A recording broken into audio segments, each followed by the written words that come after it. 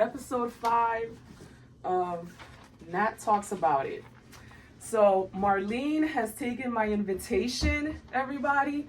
Marlene and I have very similar career paths, I could say, right? We're both social workers. Yep. We both do clinical work. Mm-hmm. And we both share very similar career goals where we're going next, right? We won't share too much of that because we're still on our way there and we're gonna get there. Yes, we are. But it's always really good to talk to you because we've talked about some uncomfortable things, right? Mm-hmm. We've talked about grief, our experiences with grief. We've talked about dating as moms, right? Yes. We've talked about closure. We've talked about different things. So, you know, when we bounce things off each other, I feel like when I walk away, I'm like, yeah, that was cool. Even if we're not in the same, even if we don't agree, Mm-hmm. it feels so good to be able to process it out with someone that can do it, and bring that out. So I hope the experience is the same for you. Absolutely. It's holding space for one another. Holding space, that's Yeah. exactly what it is. And so I think that when you agreed to do this closure episode, I mean, I only thought of you. I was like, this would be great, right? Because of our clinical work and because of the conversations we've had, and without sharing like specific experiences until we're ready to, if that's what you want to do. Where we are in the stage of our life, I think closure is a big deal. Mm-hmm. So I thought that the timing was good. So, the title of the episode is Closure, a lie, a myth, or a need, right? So we'll try to answer that question towards the end, but let's try to define closure, right? And I think that it's, we have like clinical definitions, Mm-hmm. we have so much literature on it, right? Everybody from Mel Robbins to rappers and actors have their own definition. We've heard closure in R&B songs. We've heard it all. What would you define closure for you, for yourself? I would say it is an emotional resolution to the end of whatever that may be. Whether it's a romantic relationship, whether it's a friendship, whether it's, you know, with a family member, even, you know, when we're talking about grief, right? The death of somebody you love. So I would say it's just bringing that emotional resolution to yourself so that you can be at peace and move forward. Yeah. So the emotional resolution to an end, right? Mm-hmm. Yeah, I think that aligns with how I've seen it over time. And even though my take on closure has changed in the last 5 years because of a lot of my experiences, I think the definition hasn't changed. Mm-hmm. And for me, it's getting to that field of clarity about something that was.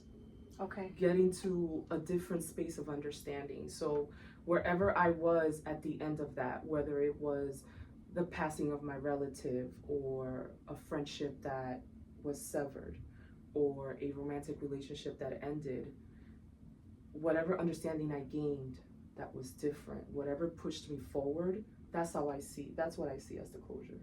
So it aligns with, right? Emotional resolution. Yeah. That's basically what it is. It's the moving forward. So do we need it? I mean, I think it depends on the situation and what happened. Mm-hmm. For me personally, I do need it for myself. Not necessarily that I need it to happen, you know, with that person, like a conversation per se, but I think that it's important for me to move forward, is to gain understanding of, you know, what did I learn from this? How can I do things different moving forward? So have you ever been in a space where you didn't get it? Yes. And how was that? It was really hard because I thought, if we're talking about myths, right? I thought that you needed that to move forward, and this was a big relationship in my life. And through therapy and just talking to friends, I learned that you can bring it to yourself. So self-closure. Self-closure. Yeah. And I think that was very empowering when I got to that place of radical acceptance, right? As clinicians, we talk about that a lot with our clients. It's hard. It's a hard concept to understand, right? When we lower expectations and we accept, even if we don't agree. So I think that for me, just bringing that closure to myself and understanding the role that I played in that relationship, what went wrong, what I can do different moving forward, and just learning so much about myself in the process has helped me to move forward. Yeah. I do agree that I do need it. And I agree with you, it's very personal, right? Depends on who we're talking to. Right. So if I'm answering that, I do think I need closure. Where I think it gets a little sticky for me, where I think over the years, this is why this has evolved for me, is that I used to believe that closure was called, but why? How come? Right? But how about when this happened? And how about this? And how about that? Right? That's where I was 5 years ago. Girl, I'll tell you. Yeah. It was different, right? Let me ask you, did you get the answers that you were looking for? Exactly. Never. That doesn't always happen. Never, right? And this is why I often, two of my friends always laugh about this. Leah, I'm gonna call you out, and Carla, both of them, because I say closure is a scam. Because I think closure is a scam for two reasons. The first is that when I was doing that, when I was calling and I was texting and I was saying, but why? How come? And when you did that, I never got it, right? And I began to understand that the person that I was talking to, whoever he or she was, didn't value the emotional resolution. That part. This process wasn't important to him or her. Right? Work that out. Right. So how can something so important to me in a text or a call or a lunch or whatever it was, how can I push this on this person? It's not important to me. I don't need closure. So why would I give it to you? Right. Right? And if we're talking about something that has been, what's the buy-in for that? You're not even in the place that you were in my life. Why would I give you what you need? I already don't think it's important. And I'm not going to say you're not an important, but you're not in that role for me anymore. So what's the buy-in for me to sit here and answer these questions? Right. And once I began to understand that, I said it's a scam, right? And then the other part that's a scam for me is that why should you attempt to achieve closure? To move on for yourself. It's for you. It's not about the other person. That's ever. That's it. Right. And let's face it, Marlene, we have often moved on without it. All the time. Yeah. So it is a scam, right? Do I need it? Yes. Does it help me move forward in a healthy way and differently? Yes. But have I done it without it? Yeah. Yeah. Right. And I think it happens sometimes just organically as we go through the process. It's not always a conversation or a text message. You know, we know the famous paragraphs, right? Just sending all those paragraphs and you get back a, okay. Girl, I'm the queen of the paragraphs. Sorry you feel that way, right? So I think over time when we start to accept not just what happened, but our role in it, because we always play a role, right? Nobody wants to be the villain, but we all play that role to some capacity. Once we kind of process those things, it just naturally happens where you're at a place where maybe that person's reaching out for whatever reason and you don't get that anxiety or you don't get the need to write that paragraph out and explore, well, why did this happen? Why did you do that? It's just like, okay, it happened. This is how I feel. This is my truth. And I'm just going to move forward now. Yeah. And you know, you bring up self-closure, which I think it's the most important one, to be quite honest.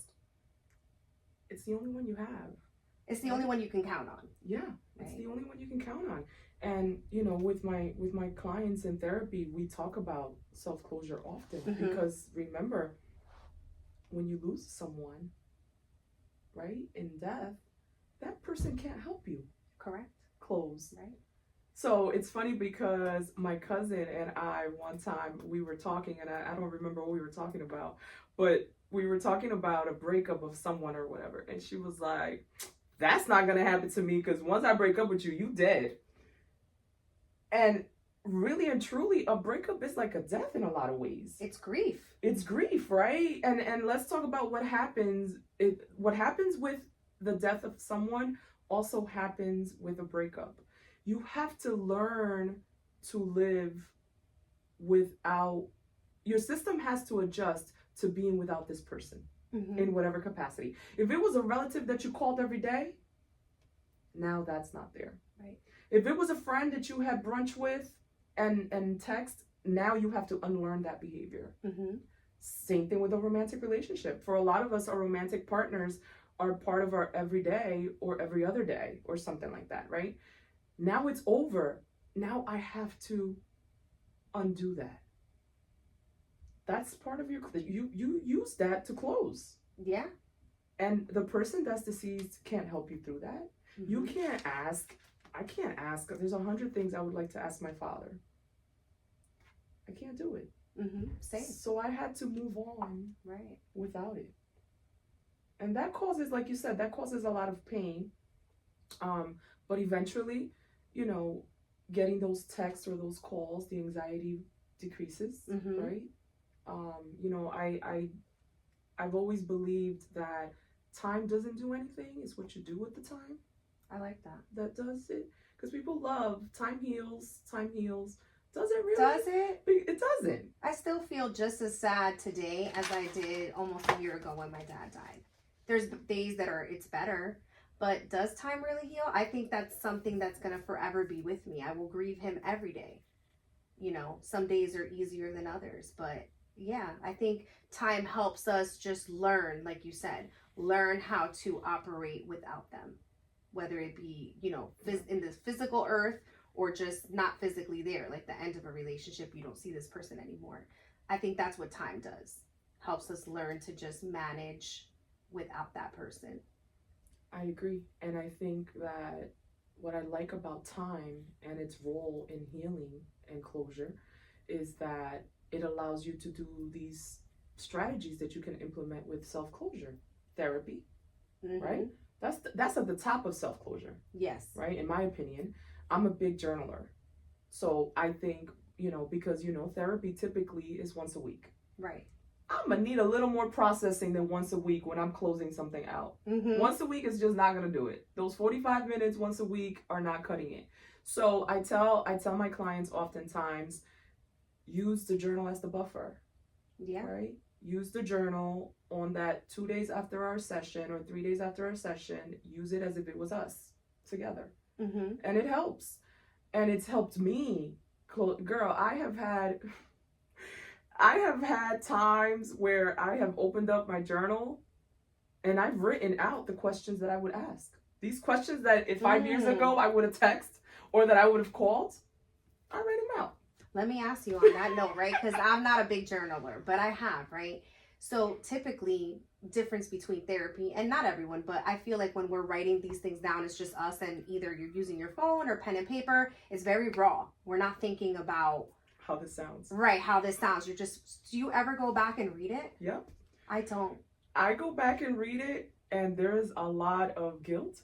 And there's a lot of embarrassment. Because of what you were expressing in that moment? Things that I admitted.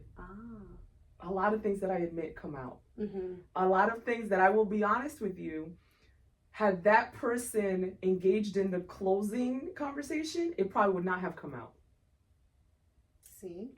So this is why I've now been a self-closure person.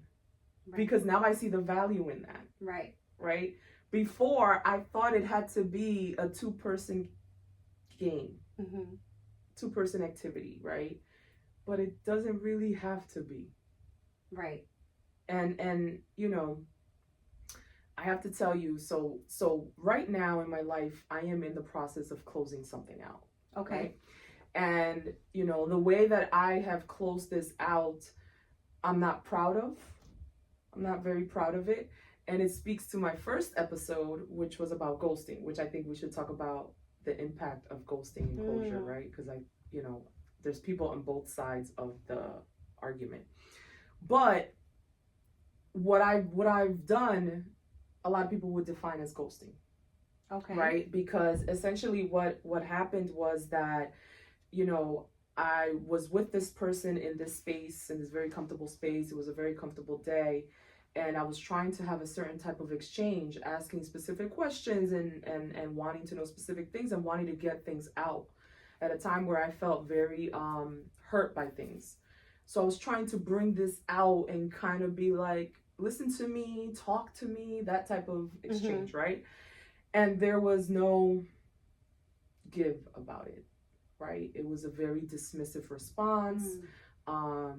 It made me feel horrible, right? But it really wasn't any different than what had happened in this relationship before. It was his style. It was what he had always done. But something clicked on this day. I can't tell you what it was. It might be that it was around my birthday and I felt very sensitive about how my birthday was being handled. That might have been like the breaking point. Okay. I'm not really sure what was different, but I know something clicked. And you know, I sat before this person that I cared about very much, well, that I still care about very much. And I remember looking at him and saying that this ain't it. This just ain't it. And I said goodnight. I left. I told him I loved him and I left. And later that night, I blocked him from everything. So does he know from my sharing what caused that? Till this day, he doesn't. Should he know by what had been going on in our relationship? Yes. If he had any type of insight, he would know, right? I was tired of asking time and time again for what I needed.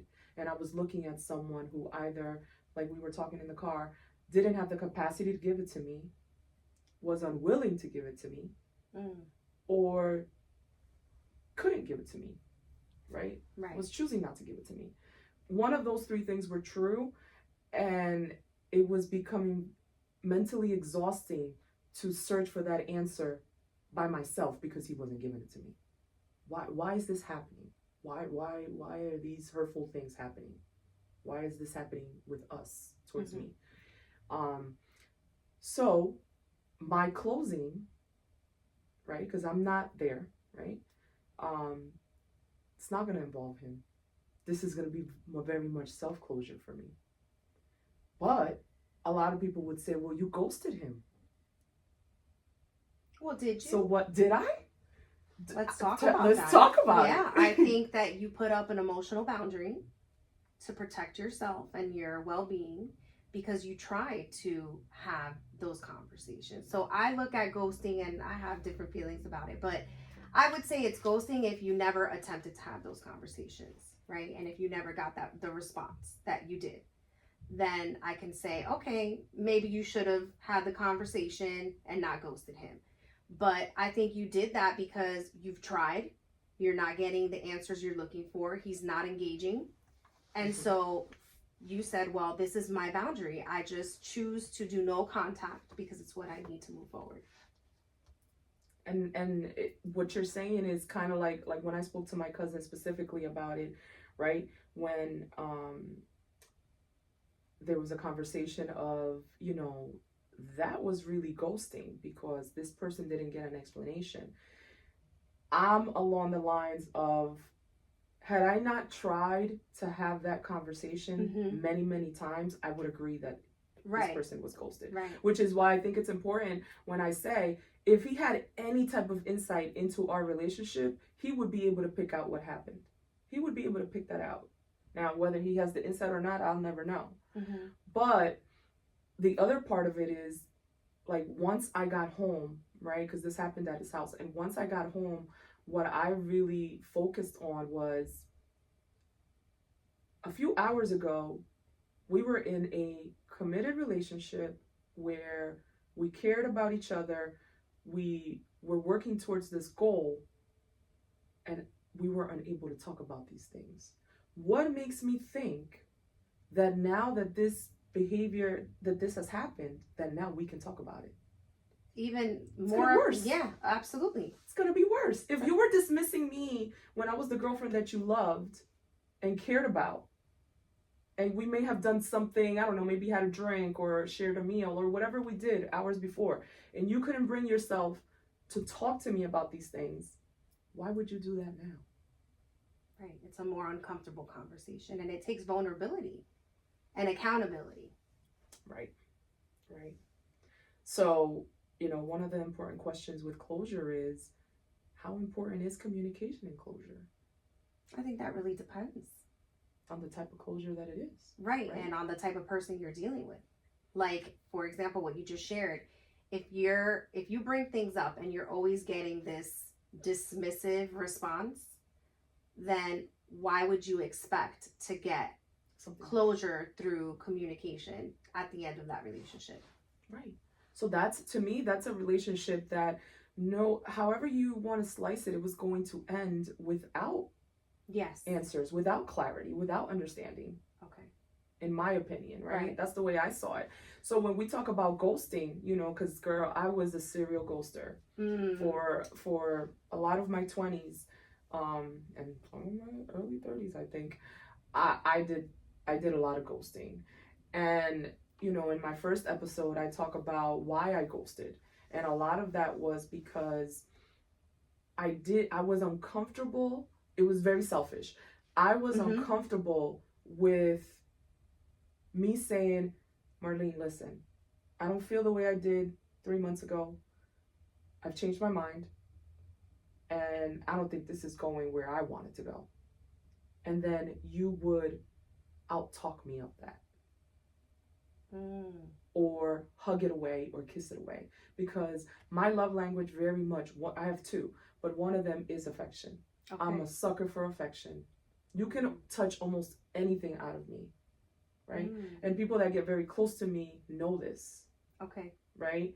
So I never wanted, like, if I knew that this is what I wanted, I didn't want to give you the opportunity to affection it out of me or talk it out of me, because those are my two love languages, affection and affirmations. I'm a sucker for words and I'm a sucker for touch. So that's why I ghosted. That was uncomfortable for me. It wasn't fair for the other person. Right. But it was uncomfortable for me. So I felt like, yeah, so what? We went out and I wasn't feeling it. I didn't answer your text and I didn't answer your call. Well, ghosting is about avoidance. And most of the time we avoid because we're uncomfortable with sitting with our own feelings and sitting with the other person's feelings, if there's a conversation about it. And so I had an experience, went out on a date, things didn't work out, and it wasn't anything serious, but he was like, listen, I'm not into ghosting. Like, this is, we're in different places. You have a lot going on, so let's just kind of end this here. He said, I need 100%. I'm like, sir, I can't even give myself 100%. But it was actually it was like the most mature conversation. And this was through text, right? And he was just like, best of luck to you, looking for whatever it is that you're looking for. Take care. And it was just like, oh, wow, I've been avoiding this sometimes. And it's really just super simple. Yeah. But I think it becomes more difficult depending on how you feel about that person. Yeah. Yeah, I agree. And you know what, too, with ghosting and closure, right? Because I do think that ghosting can be closure, personally. Okay. I do. It depends. Like you said, it depends. And what some of the feedback I got from the ghosting episode was really valuable about surrounding, like, sometimes for your own safety, you have to ghost. Yes. Physical safety, I'm talking about. Yes. Right? When you're dealing with these very defensive and explosive personalities, especially if the reason why I'm ghosting you is that. Yeah. right? If I saw a red flag that I did not want to investigate because it compromised my safety, I'm going to ghost you. Mm-hmm. And then it's perfectly okay to ghost you because my safety, my physical safety comes first. Mm-hmm. You're not going to have this aggressive behavior Right. because of what I'm saying Mm-hmm. or because of how you're hearing what I'm saying. So I do think there's still a place for ghosting. I'm in a place where I don't want to ghost, right? I would really want to close things out just like that person, right? Mm-hmm. 2 dates in, 3 dates in, whatever, however many dates in. Right. And it's how you package it. Yeah, like, hey, this has been a nice time, but, you know, we're not on the same page. We don't have the same values, whatever it may be. And just kind of moving forward. But that takes, I think, emotional intelligence and maturity. And a lot of people lack that. Yeah. And being like, just really knowing what it is that you want and what you're looking for and not settling. Yeah. Just to not be alone. Like, we see that a lot. Yeah. Right. So I think, you know, with that person, right, he was looking for something very specific. And while we had nice conversations, we were not on the same page, and he chose to, you know, end things the way he did. And good for him.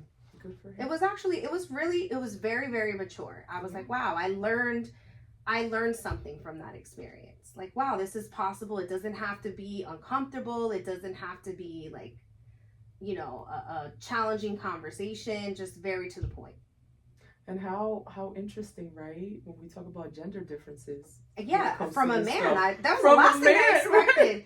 But it was so refreshing. You're teaching me something. Yeah, right? It was so refreshing. Yeah. And I was like, okay, cool. And that's it. I went on with my Tuesday that day. I was like, all right. We were on the same page. Like, I didn't want to move forward either. I think it would be more difficult if, like, say, you know, you weren't expecting that. And this is somebody that you wanted to continue to see. Yeah. But I have to tell you, right, like, I that hasn't happened to me. So I can't say that, like, where something has closed by someone else that I didn't want to be closed. I haven't had that experience yet, right? But I want to believe, this is what I want to believe, that if that does happen to me in my future, because I've ended things have ended that I didn't want to end. But I don't think that's the same thing. No. Right? But when someone ends it with you and you're thrown off, like, what? No. That's happened to me too. That is something different. And I want to believe, right, that what would push me into closure in something like that is focusing on the idea that I don't want to be with somebody that doesn't want to be with me. If that person communicates it properly. Mm-hmm. What if they don't? That's different. That goes into the lack of clarity, the lack of understanding, right? I had posted on Instagram a question about closure, and some people DM'd me their response, right? And actually, I would like to see. Yeah, what are some things that you can pull it up, and I'll tell you what people have said. It was a multiple choice question, so there weren't in depth, but I was interested in how different the response, because I was sure it's Nat talks about it on that IG. I know, getting bad reception. And the question is, what's most important in closure? And I had 3 choices, and my choice was understanding my role in the breakup. Yes. Right? That to me is what's most important.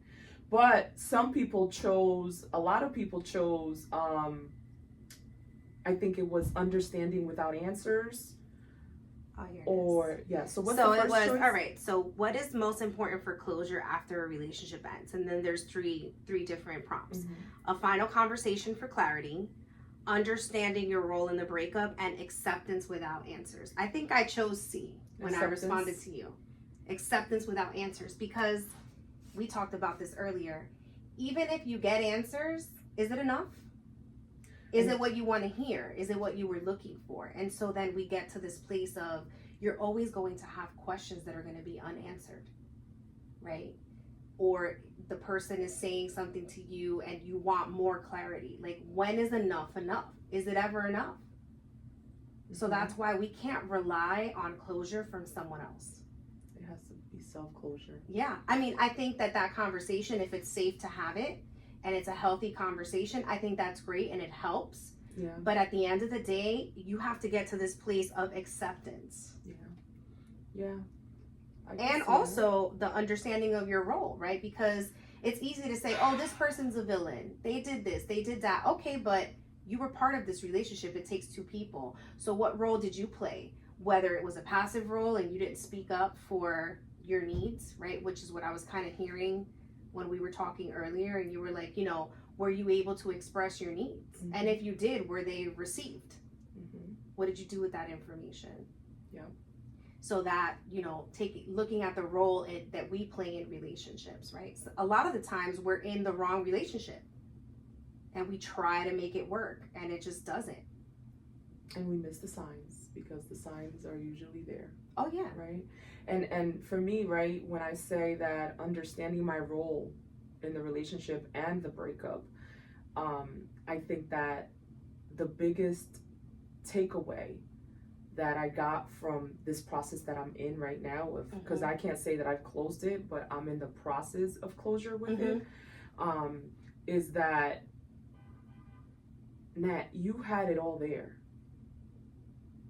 Everything had lined up to get to this understanding. So how do you not do that again? Because what part of you saw all of it, right? It all lined up from December when this happened and February, and it had lined up all along. So what was it in you, not in him, in you, that allowed yourself to let it get to that day? Well, we know the answer to that as clinicians. We do. We go back. We got to go back, and it all stems from our childhood, our attachment. Yep. How we show and receive love. Yeah. Right. And sometimes we're not aligned with the other person, and it takes, I think, the person's willingness to understand your story and how you were raised and really what you were missing, and to provide some level of reassurance, not all the time, right? But to say, okay, this is how Nat receives love. So I'm gonna, even if it's not the way I show love, I'm gonna make a conscious effort. Because this is how she receives it. Right. And that's exactly where, when I talked about, like, I was constantly asking for what I needed. Right. And I never got it. That's where it was, right? The affirmation part, right? There was so much void with that, right? When I even talked about, like, my triggers, like, I'm not okay with that. That's a non-negotiable for me. And there was no flexibility there, or even wanting to look at what that was like. Why is that a non-negotiable for you? Right? There were things with social media, right, that were very concerning for me, and there was no flexibility in that. But the person, like you said, the person's response to those things, that's the sign. That's the answer. And although words of affirmation is one of your love languages, right? Words without action are just words. And so if you're expressing your needs to somebody and they're like, okay, but then there's no action to meet you where you're at, then that says everything you need to know. And that's manipulative. Right? That's when we go into gaslighting and all this other, all these other things that, absolutely. So that's to your point, right?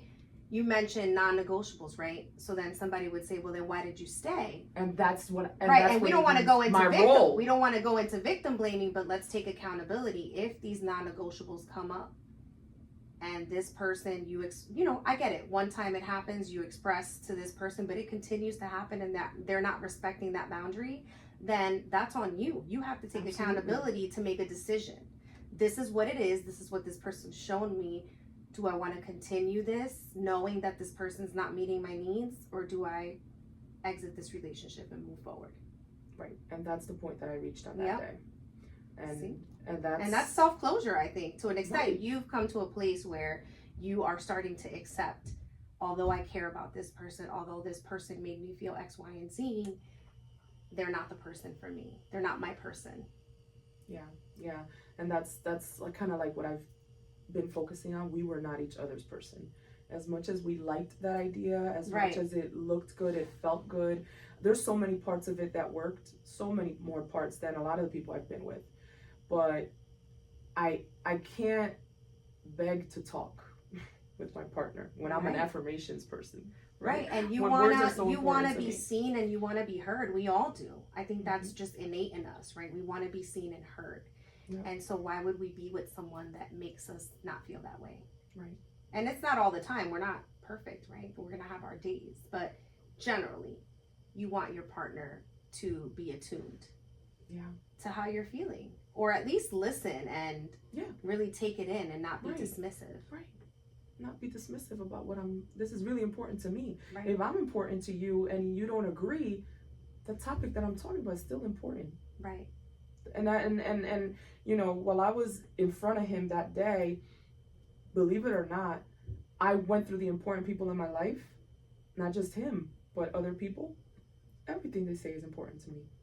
Yeah.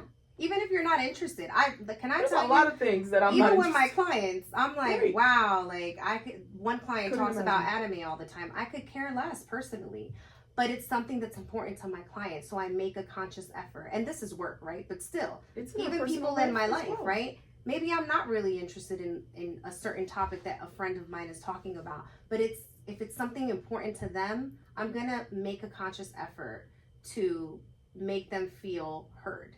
Right. And to show interest into what they're saying and ask questions if I don't understand. Right. And think about friends that you have that are in different life stages than you Absolutely. are. Right? So when I was engaged and getting married and that stuff, some of my closest friends were single.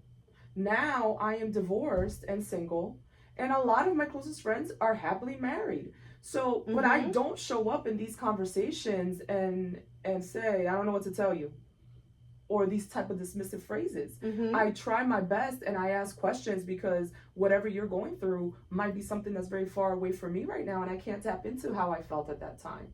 Right. So I ask questions because that's how you show your interest. Mm-hmm. But being dismissive for me is never on the checklist of how you show love. Absolutely.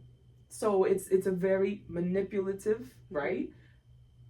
Exchange and back and forth when me telling you about something that's important to me and you're telling me you love me, but you dismiss it. That doesn't, I haven't been able to make sense of that for as long as I tried. And I did try, right? I did things like talk myself into, well, that's not his love language. And this comes from his upbringing. And I did all that stuff, which might all be true. But we're trying to rationalize something. Right. And the thing is, right, I think that all relationships, but this last one that I had the most, you're trying to heal together, right? Yeah. You're trying to heal together, not fix each other, because that's different. But I was trying to not do what I had done in the past with you. That's my healing. Yeah. You may not have been there for that. I may not even have met you, have known you at the time that these things were going on in my previous relationships. But I'm intentionally and purposely trying to work on not doing that here. That's what I call healing in a relationship. Absolutely. And you're supposed to be trying to do the same. Right. But not everybody's on that path. And that's what was taking me a very long time to understand. Right? And I had brought up counseling sometimes, dismissed. But again, this is my path to self-closure, understanding what was always there. So now I have a question. If you did get closure with that back and forth with someone, right? Not self-closure, the actual, hey, listen, can we meet for lunch? And a good response, right? What kinds of things do you think would be in that closure? Because sometimes part of what I do with my journaling, right, is that I do this fantasy of like how it would have worked. So this night that I left, I've reworked that scene. Okay. So I guess it's part of my process.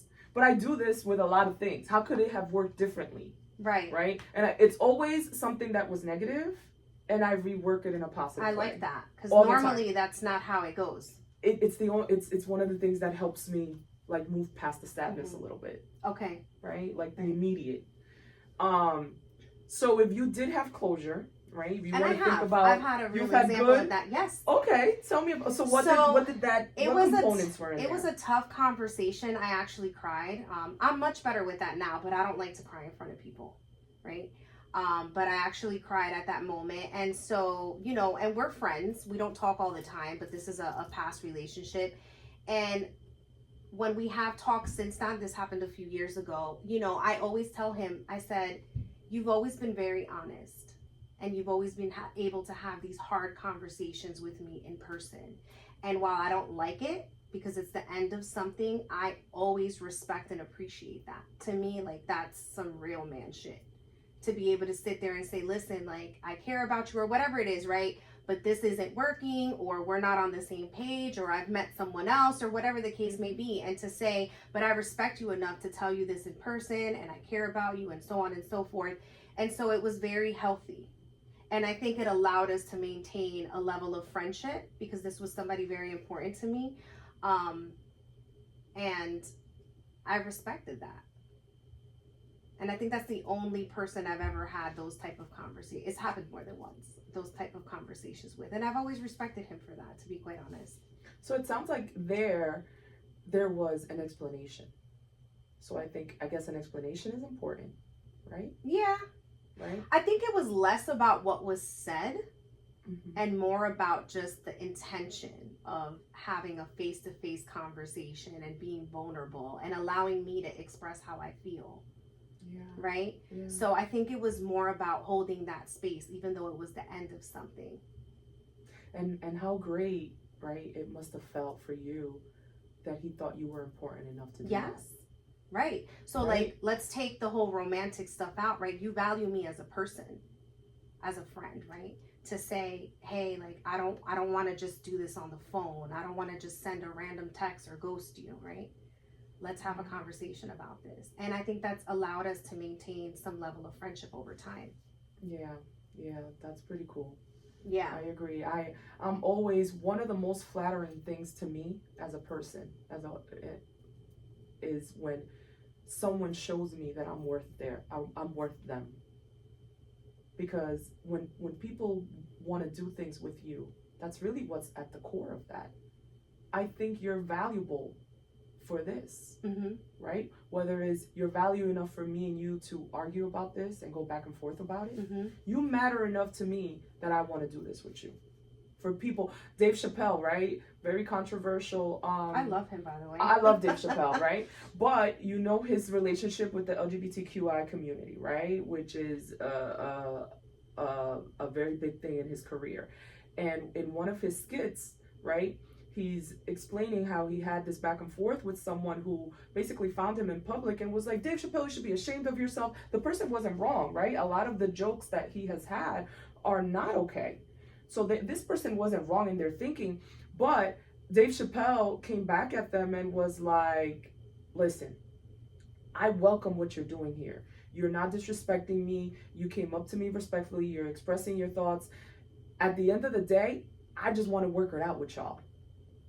And that to me is a big compliment when somebody is willing to work it out with you. Mm-hmm. So we focus on like, oh, you just want to argue, or you just always have a problem. Listen, you should worry when I don't. Yes. Right? Silence. Because I don't care anymore. And it always, just because somebody's bringing up, calling your attention to something they didn't like, or, Something you know, didn't feel good. right, right. It's not always a fight. Right. We become defensive naturally. We want to defend ourselves, right? But because we're typically listening to respond in those moments, To react. instead of just listening and taking in, what is Nat telling me right now? Mm-hmm. But instead of me preparing my rebuttal, but I didn't do this, but I didn't say that.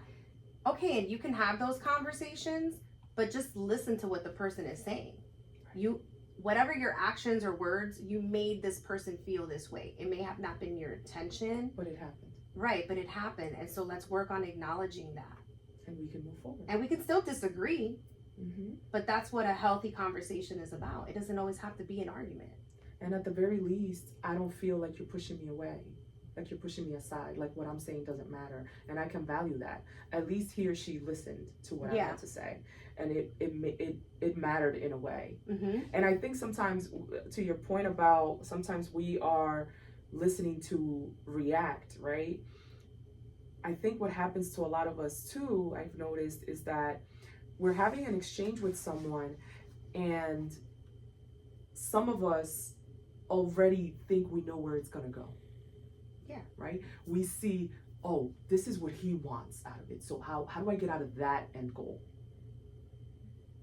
And that's you're gonna fail every time. Every time. Yeah. You're gonna fail every time. If the people in your life, the people that are important to you, the people that you think are important to be in your life and that you value, cannot get the grace for you to be able to say, let me hear Marlene out. Let me see this out. She typically does this and she has done that, but every exchange that you have, you get an opportunity in my life because I think you're that important. Or else you wouldn't be in my life. Right. And maybe you shouldn't be if I don't feel that. That part. But if you're just always thinking about, oh, that's why she's gonna do, I know you, right? We go into this, I know you, I know how he's gonna respond, I know how he's gonna do that, I know what he's gonna say, I'm not gonna do that because I know what he's gonna say. That to me signals the end of a relationship, when you're stuck in that phase of, because there's no flexibility. You're not opening up to know that I can learn and I can be better. Right. I've had negative responses, yes, like you have, but we can do this, right? And then we go into, do people have the capacity for it? That's another. Well, yeah. I mean, we were talking about that in the car ride here. And also understanding that, right? You want to have a conversation with someone to achieve closure. Does that person have the capacity to have that conversation? Yeah. And if they don't, and you still push for it, what is your expectation of that conversation? Do you think you're going to achieve closure when they haven't been able to do that all along? Yeah. Like my therapist says, that's delusional. That's delusional. That's delusional. And you know, when people have patterns, even if you didn't know those relationships, when people have patterns of endings in certain ways or not having closure in other relationships, what's going to make you different? Right. What's going to make you different? There has to be intentional work for that to be different. I think that's the key word here, intentional, right? So if you're not being intentional about this conversation on both ends, then what's the point of having it? Yep. Because I think it's just going to create more questions. Right. And you know, it's funny because you when you were talking, I was thinking about something when you were talking about the, will the answers to the questions be enough? When if you do get that final conversation, will they be enough? It brings up the question, well, when does it end? Because remember, one question brings out another. Exactly. And one other, and another, and another. And then there's the rebuttal, but that's not what I did. That's not what happened. That's not why I did that. So I sometimes do understand why people ghost, to avoid that pattern, right? I know what it's going to be. I get that. I just think that it's more painful when it's a long-term relationship or something that, because you know, doing it after 3-4 dates is not as harmful most of the time, right? Depending where your self-esteem is. But if you're well adjusted and you're confident, and you know, 2 or 3 dates getting ghosted doesn't mean the same than getting ghosted after 1.5 years. Like my cousin said, once we were talking about ghosting, and this person, it was a year, 1.5 years, and she was like, I'm going to your mother's house, I'm going to your father's house, I'm going to your because I mean, listen, we've invested all of this. Right. It's been a year. Like that's not easy, and I get that too. Right. But then I said to her, and then you'll be labeled as crazy, and that's on you. And she said, well, I'll be that, because that was a year of my life. You're not just gonna not answer for me. Right. But then what does that say about you? That you're going to these extremes to have this conversation. Yeah. It's less about that person at that point. Like, And you're all of really this- going to drive an hour to go stalk this man at his mother's house to get an answer? That you're not gonna get. Exactly. So That you're then not at gonna that get. point, I think you need to self-reflect and say, okay, why is this so important to me? And you know, it's funny, I was talking to one of my friends earlier this week. Actually, this hat was a gift from that friend, so thank you, friend. And we were talking about like, what's your life's lesson right now? If you Mm. had to, like, it'd be hard because we're probably learning many things at this time. But my answer was, you know, I am working on not avoiding my triggers, right? Because, clinically, triggers are everything, right? Yeah. We discuss triggers up and down, and a lot of my clients walk away thinking that if something is going to trigger them in order to have a good day or to have a good life or to have a good whatever it is, they need to avoid it, right? And I'm starting to realize that that's what I was doing. I was avoiding my triggers, and there's no resiliency there, and there's no healthy emotional state there. You don't go to therapy and do the work for healing to avoid triggers. You do this so that you can cope when the triggers come. Because they're always going to be there. Always. That's constant. The goal is to minimize the impact through, like, for example, with us, right, in therapy, is to minimize that impact of the trigger on you, to not have that same emotional response or not have it be as strong, right? Because it's always going to be there. We can't change our past. We all have narratives, right, of what has happened in our life. Some people maybe have had a great childhood, but nobody's had a perfect one. No. So there's always going to be something. And so when people say, oh, I'm not triggered anymore, okay, maybe about this specific thing, but there's other things. Yeah. And how do we cope with that? Yeah. And, I tell my clients all the time, without the test, there's no testimony. How do you really, if you're just walking around avoiding your triggers, how do you really know that you're healing? When do you Right, figure that exactly. out? Right? So, and that's my lesson right now, because what I've noticed is that in some areas of my life, not all, I was avoiding my triggers. So, that's good self-reflection. That's, yeah, good stuff. Do you have anything that we didn't cover regarding closure? Maybe just touching before we end on how do you move forward without it? Because it's not always possible, right? So one of the talking points that had come up, I thought it was interesting, was let me look it up here, right? Not without it. Yeah. So hold on, let's see. Okay, so when you can't get closure from the other person, whether they won't talk about it or give answers, right? So one, we talked about that, acknowledging that you may never get the explanation you want. And then another one, which I thought was powerful, right? Focus on your truth, right? What you know and what you feel. That's valid. Which is your understanding of Which it. is your understanding. It may not be their understanding, but it's your understanding. And that is valid, right?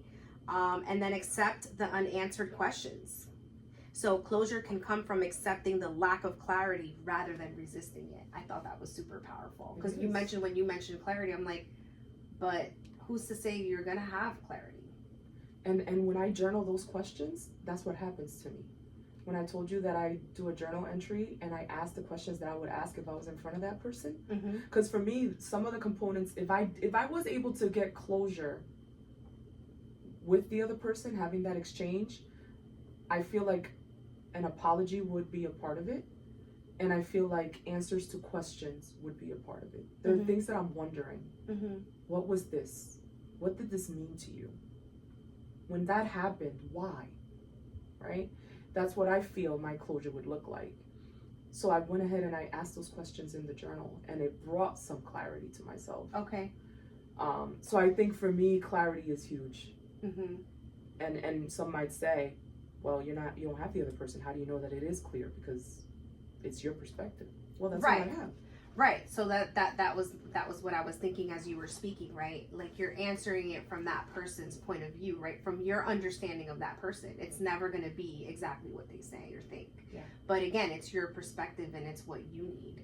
And another one here, talking about that, right? Reclaiming the narrative. So shifting from why did this happen to me to what does this mean for me now? What lessons have I learned from this? Right? How can I, change the things I didn't like moving forward For the next time. Right? And that's what's really big for me. As a result of this ending for me, I've developed, with some help, I've developed 5 questions that I'm going to ask on a first date or maybe second I date. call them screening questions. It's like a little biopsychosocial. And let me tell you, Marlene, actually I have the questions in this book. Do you want to share some of them? No, we'd have to do another one for that. I would like to share, but we'd have to do another Okay. because we can do. Girl, if we share those, if you share yours and I share mine, we can do that for a while. Mm-hmm. Because you know, but it's funny because before this experience, I didn't have that. Do you know that? I can't say that I've dated. I've had 4 long-term relationships, and I've had very small spaces where I've been single, right? Okay. So I can't say that I've been huge on dating. But I've never had questions that picked up red flags, or I've never had that. So I'm taking this opportunity. So one of the questions is about social media. Okay. I want to know, first, second date, what does social media mean to you, and how do you handle it?